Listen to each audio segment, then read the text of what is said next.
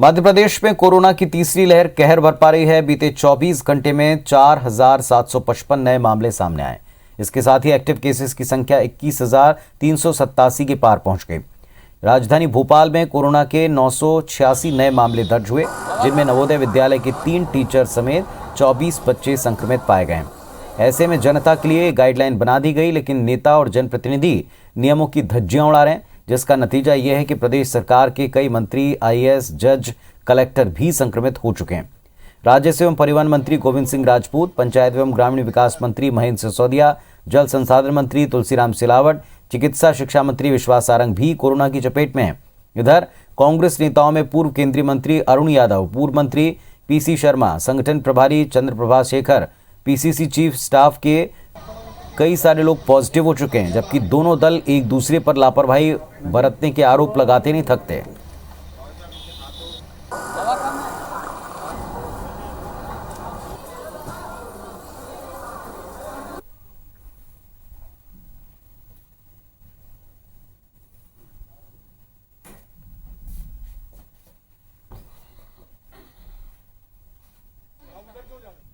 तीसरी लहर को हम बहुत आसान समझने की भूल ना करें, क्योंकि तीसरी लहर भी उतनी ही खतरनाक है जितनी दूसरी लहर थी।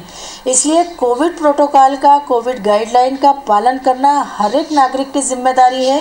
वैसे कोई बात नहीं, सब लोग कोरोना गाइडलाइन का पालन भी कर रहे हैं, पर ये तो एक वायरस है, अगर किसी को भी लग सकता है, इसके ऊपर कोई बात ही नहीं है। पर कहीं ना कहीं सोच के, विचार करके इस तरह से, और इसलिए डाला जाता है सोशल मीडिया पे, ताकि कोई कांटेक्ट में आया तो उनको भी करा जाए, क्योंकि परिस्थितियां वो है जिन परिस्थितियों के अंदर कोरोना को हराने के लिए हर व्यक्ति संकल्पित है। छत्तीसगढ़ में कोरोना के मामले बढ़ रहे हैं। इसकी चपेट में आम आदमी से लेकर मंत्री, विधायक तक आ रहे हैं। कुछ मंत्री अपना आइसोलेशन खत्म कर चुके हैं।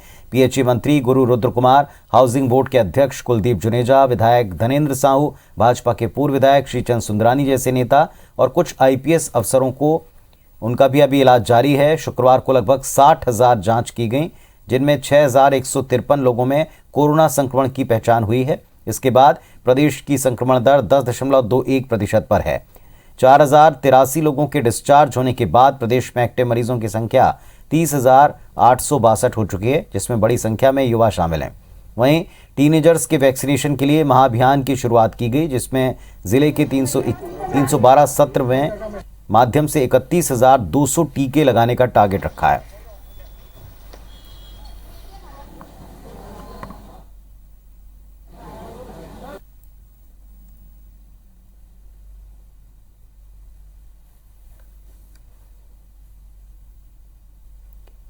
और इस वक्त 2 सहयोगी हमारे साथ में जुड़ रहे हैं अपडेट्स के लिए।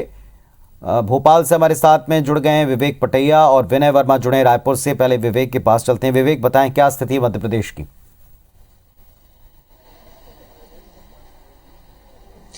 मध्य प्रदेश में कोरोना बहुत तेजी से फैल रहा है और एक्टिव केसेस जो है वो अब जो है काफी तेजी से बढ़ रहे हैं। और भोपाल, इंदौर, जबलपुर, ग्वालियर ये शहर ऐसे हैं जो कोरोना के हॉटस्पॉट बनते जा रहे हैं। और यही कारण है कि लगातार कोविड संक्रमण के कारण सरकार को अपनी गाइडलाइन जो है बदलनी पड़ रही है। कल सरकार ने प्रतिबंध लगाए हैं स्कूलों पर, इसके अलावा भी कई सारे प्रतिबंध लगाए हैं। राजनीतिक कार्यक्रम, सामाजिक कार्यक्रम, रैलियों पे प्रतिबंध लगा है। इसके बावजूद राजनीतिक कार्यक्रम जारी है और इन सब का नतीजा ये है कि कई नेता संक्रमित हो गए हैं। हम मंत्रियों की बात करें तो चिकित्सा शिक्षा मंत्री विश्वास सारंग, परिवहन मंत्री गोविंद सिंह राजपूत, तुलसी सिलावट, जल संसाधन मंत्री, ये वो मंत्री है जो कोरोना की चपेट में आ चुके हैं। और इसके अलावा यदि हम बात करें तो कई ऐसे राजनेता हैं जो सीधे सीधे जनता से जुड़े हुए हैं, वो भी कहीं न कहीं पब्लिक कार्यक्रम में जाकर संक्रमित हुए हैं। कांग्रेस की भी यही हाल है, कांग्रेस के भी कई नेता संक्रमित हो चुके हैं, कई ब्यूरोक्रेट संक्रमित हो चुके हैं, कई फील्ड में रहने वाले अफसर संक्रमित हो चुके हैं। इन सबके संक्रमण के पीछे एक बड़ी वजह जो है वो लापरवाही है। बड़े जो सामाजिक राजनीतिक कार्यक्रम है वो है, उनमें इनका शामिल होना, वहां पर कोविड प्रोटोकॉल का पालन सही से न होना, इन तमाम कारणों से इन नेताओं के संक्रमण की वजह बने हैं। और यही कारण है कि अब जो संक्रमण है वो स्पीड के तौर पर पूरे कम्युनिटी स्पीड की तरफ आगे बढ़ रहा है। और ये कहा जा रहा है कि अब जो संक्रमण है वो उन लोगों को हो रहा है जिनको पता ही नहीं चल रहा है कि उनको संक्रमण कहां से मिला है। तो ये एक स्थिति मध्य प्रदेश में बन रही है और लगातार संक्रमण के मामले बढ़ रहे हैं। हालांकि एक सुखद बात यह है कि संक्रमण जिस गति से बढ़ रहा है, लेकिन हॉस्पिटल में एडमिट होने वाले मरीजों की संख्या काफी कम है। ज्यादातर जो लोग संक्रमित है वो होम आइसोलेशन में रहकर अपना इलाज करा रहे हैं। अस्पताल वही लोग पहुंच रहे हैं जो बहुत ज्यादा क्रिटिकल है या जिनको कोई अन्य बीमारियां हैं, लेकिन ज्यादातर जो पेशेंट्स है करीब 97% के आसपास वो घरों में होम आइसोलेशन में अपना इलाज करा रहे हैं। लेकिन अभी भी चेतावनी ये दी जा रही है कि लोग लापरवाही न बरतें। तीसरी लहर का जो पिक है आने में अभी बहुत टाइम है, पिक आने में टाइम है। इसका मतलब ये है कि बहुत बड़ी आबादी अभी भी जो है कोरोना की चपेट में आ सकती है, और इसलिए हम भी सबसे अपील करते हैं कि कोविड गाइडलाइन का पालन करें, मास्क जरूर लगाएं, यदि आपने वैक्सीनेशन नहीं करवाया है तो वैक्सीन जरूर लगवाएं और कोविड गाइडलाइन का पालन करें, अपने आप को और अपने परिवार को कोरोना से सुरक्षित रखें। चलिए, तो ये मध्य प्रदेश की स्थिति के कई सारे राजनेता और किसी भी दल के नेता इससे छूटे नहीं हैं। दोनों पक्षों के कई सारे नेता हैं, मंत्री हैं जिनको इस वक्त कोविड पॉजिटिव पाया गया है। इधर विनय बताएं, छत्तीसगढ़ में क्या स्थिति, यहां भी प्रतिदिन केसेस की संख्या बढ़ रही? देखिए, कल जो आंकड़े आए थे उसमें 4-5 बातें नोटिस करने लायक थी। एक पहला, अगर कल परसों 65,000 जांच हुई थी, कल 60,000 जांच हुई थी। 60,000 में आंकड़े कम हो जाने चाहिए थे, लेकिन 6,000 के पास ही मरीज मिले। इसका मतलब है कि संक्रमण दर बढ़ गया है, 10% से ज्यादा संक्रमण दर हो गया। दूसरे, लगातार कल ऐसा दूसरा दिन था जिसमें 5 की संख्या के पास में मौत हुई थी। हर दिन देखते थे कि 1 या 2 मौत होती थी या एक भी मौत नहीं होती थी, लेकिन परसों भी 7 मौतें हुई थी और कल भी अलग अलग जिलों में 5 मौतें हुई थी। तीसरे, रायपुर का संक्रमण दर कल 23 के पार पहुंच गया था, 23 जहां पे 20 के कम के था, और कल 23 पहली बार ये 23 के पास में पहुंचा था। चौथी चीज देखेंगे, पॉस और कॉलोनियों में ये संक्रमण दर धीरे धीरे पहुंच रहा था।